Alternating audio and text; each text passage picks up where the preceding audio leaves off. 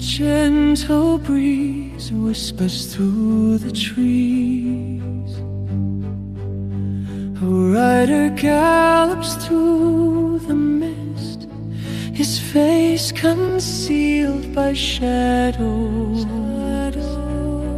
A cloak of darkness shrouds his figure as he rides into the night.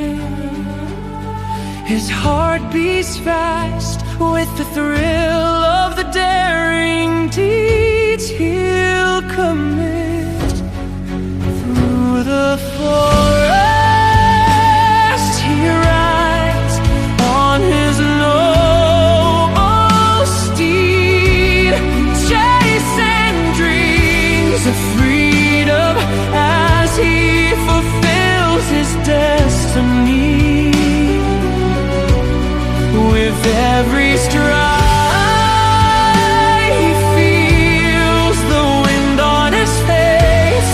In this land of mystery, where he finds his tranquil solace.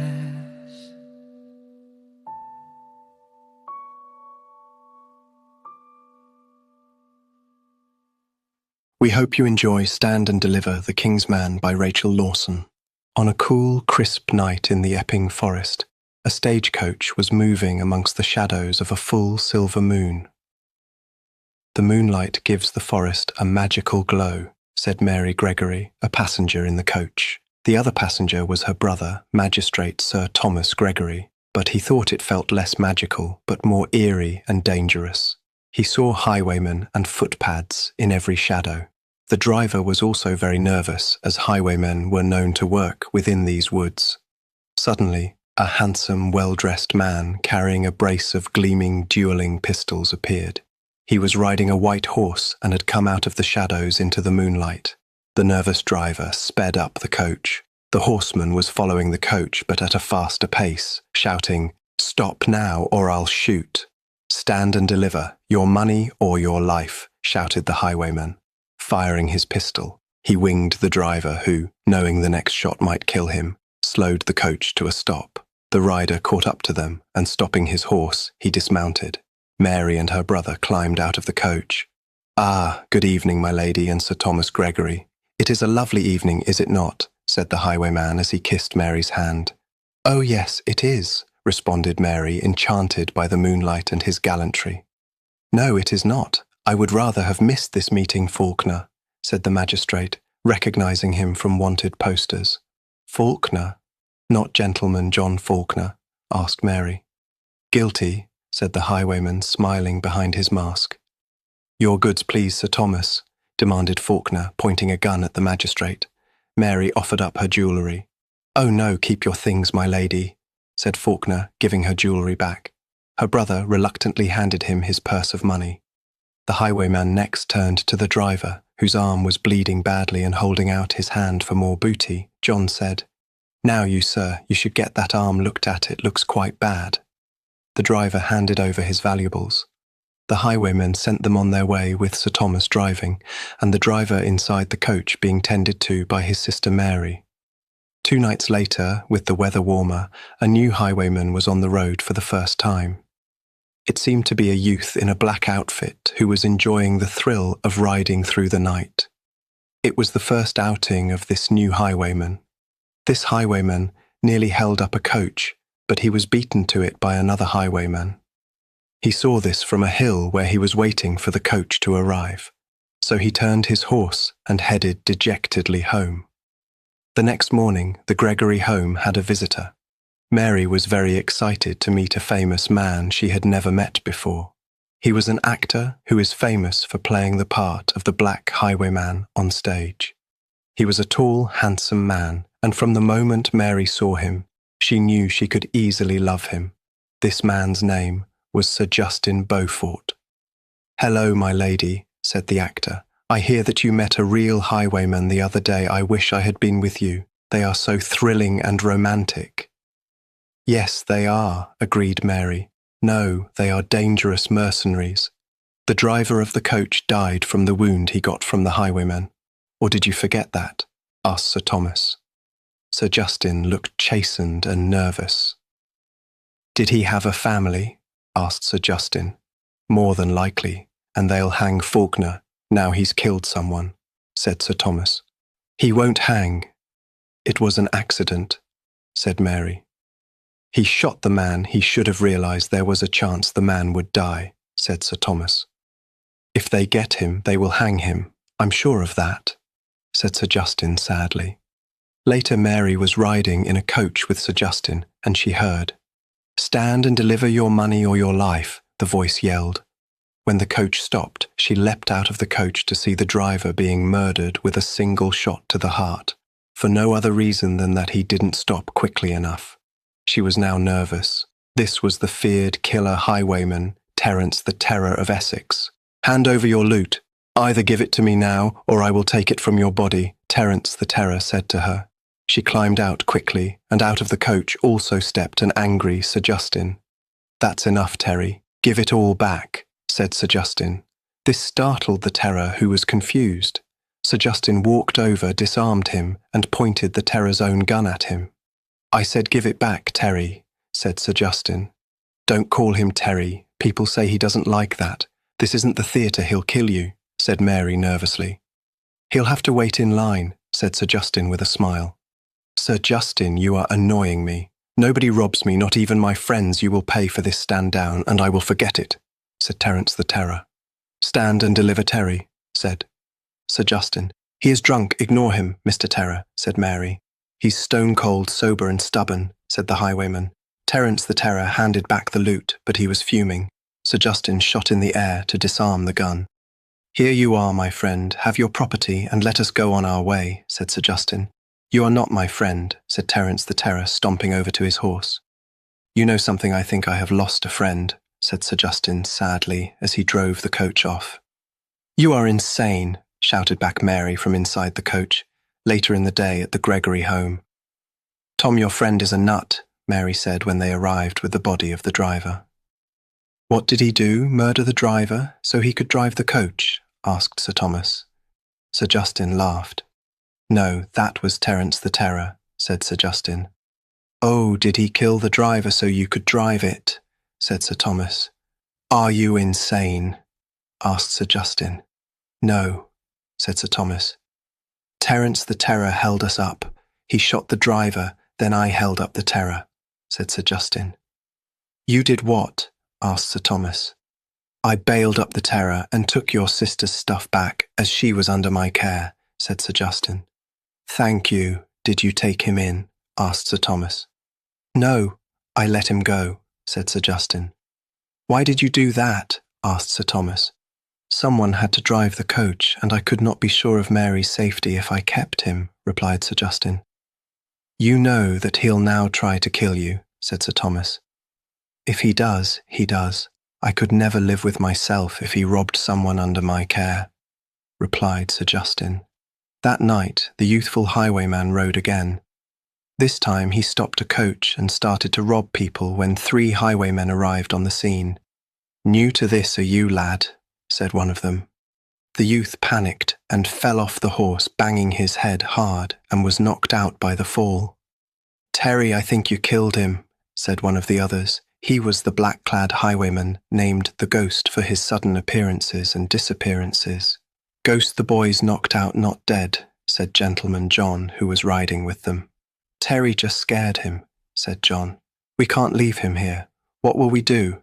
said the highwayman, the Ghost, a Robin Hood-type highwayman. They completed the robbery. John picked the body up and hung it over his horse. The Ghost took the horse of the young highwayman, and they rode off to Gentleman John's house.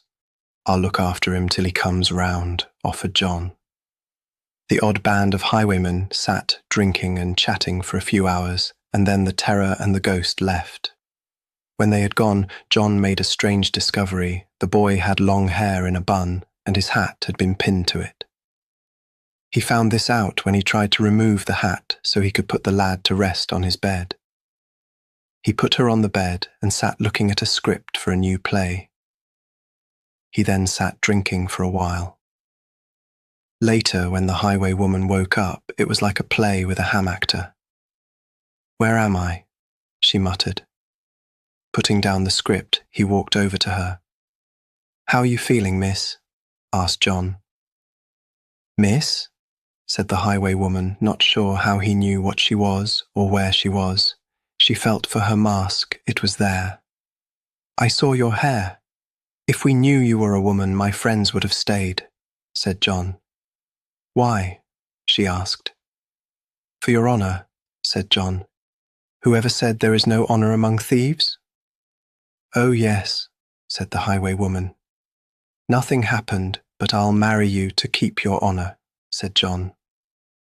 The highwaywoman stood up, still a bit wonky. She thought she was dreaming he was a man of honour, and she loved him, so she was happy. She started to take off her mask, and he stopped her. No, don't, said John. We aren't safe. Seeing each other's faces may cause us problems. All right then, she said, and stopped trying to unmask. In the early morning, she said goodbye and left for home. A few hours later, Mary was sitting in the forest near her home, enjoying the new autumn day. Sir Justin saw her on the way to visit her brother.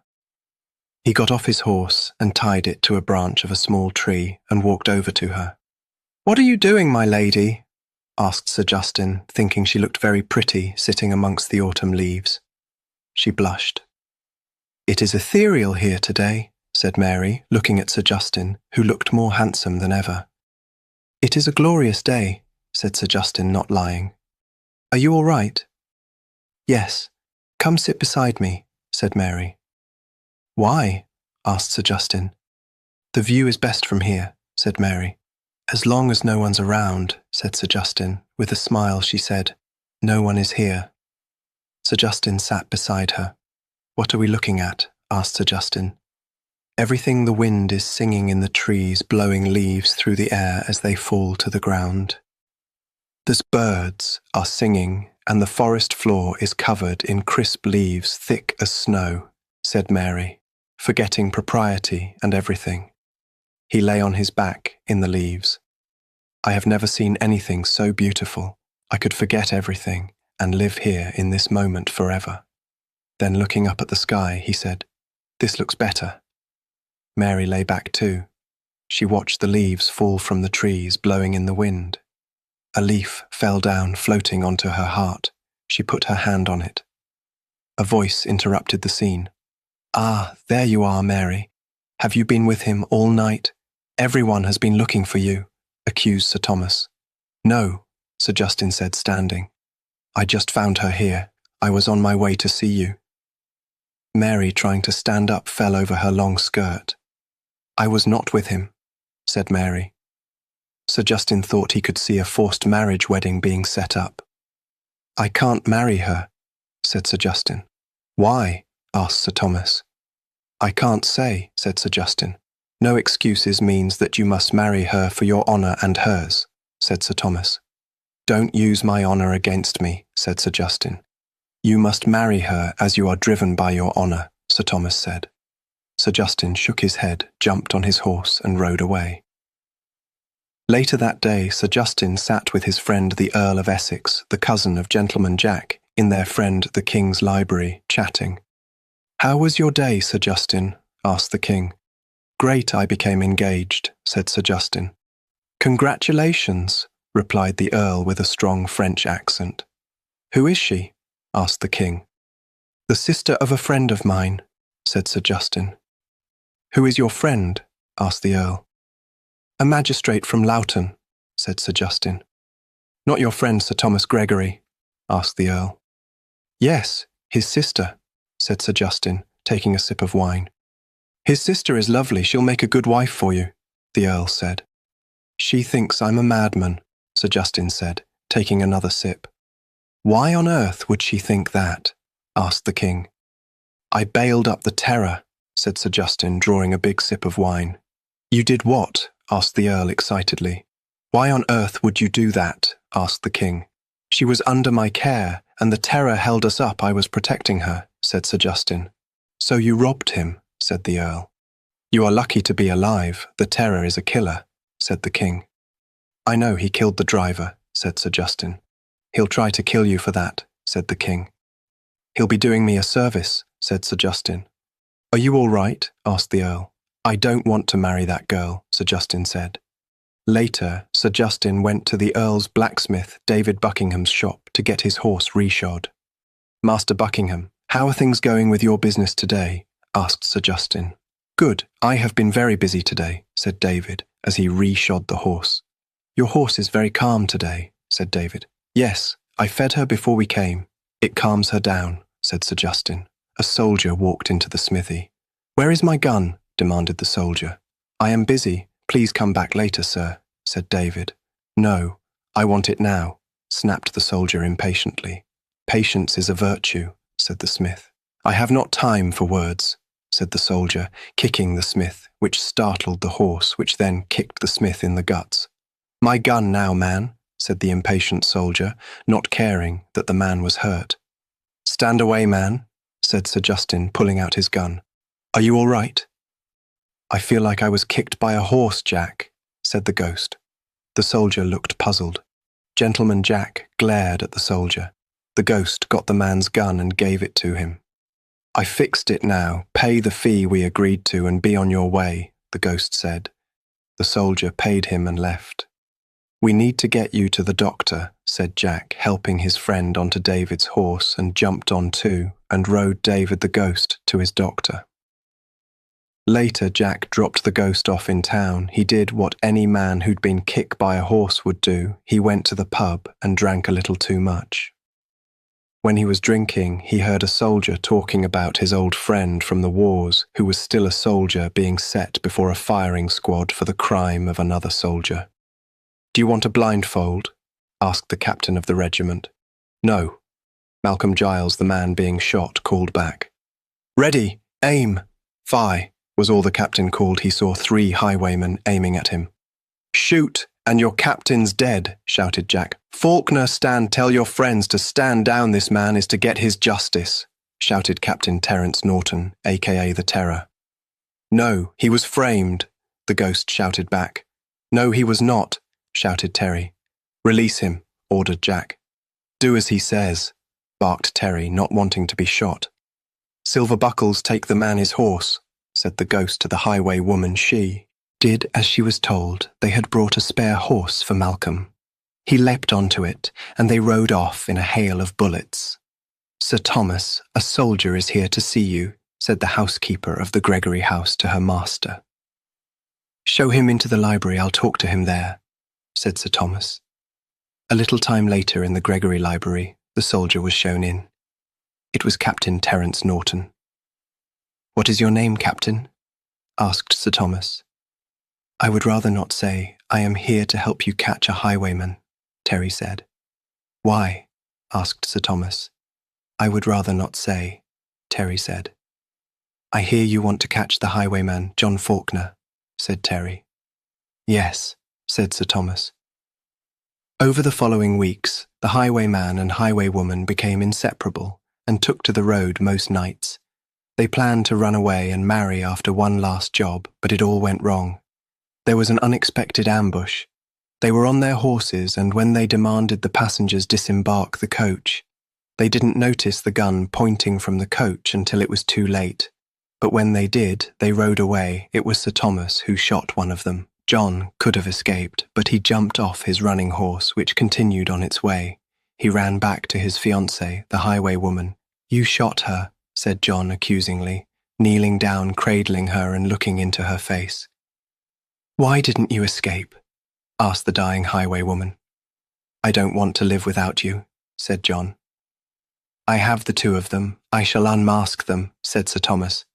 Unmasking John, his eyes widened and looked horrified. Hi, said Sir Justin. But you are engaged to my sister. Who is this harlot?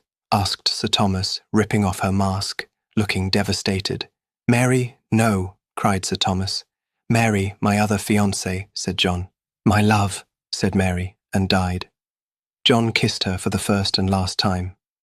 The Earl of Essex and someone called Captain Norton from Loughton are here to see John Faulkner, said the guard to the prison administrator. Essex, he's his cousin. Okay, let him go in, said the administrator. They were taken to Jack's cell and left alone to talk to him.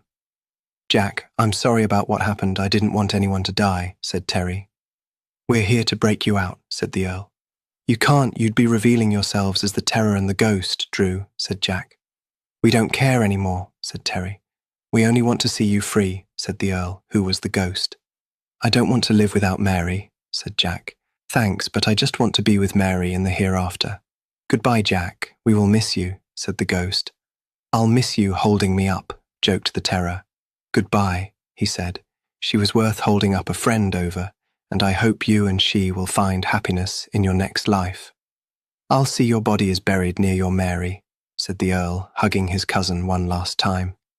"Thank you," said Jack. "Goodbye until we meet again in the hereafter."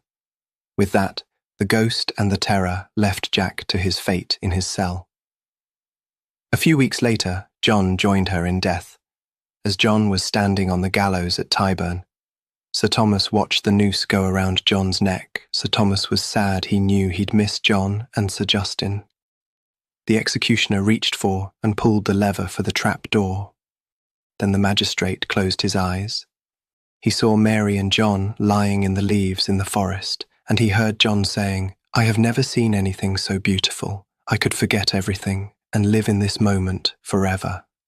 The end.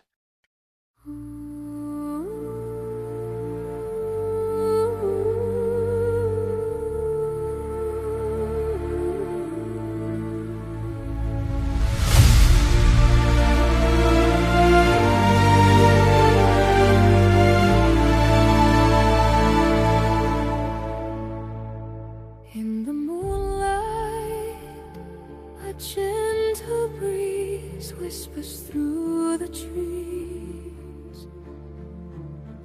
A rider gallops through the mist, his face concealed by shadow.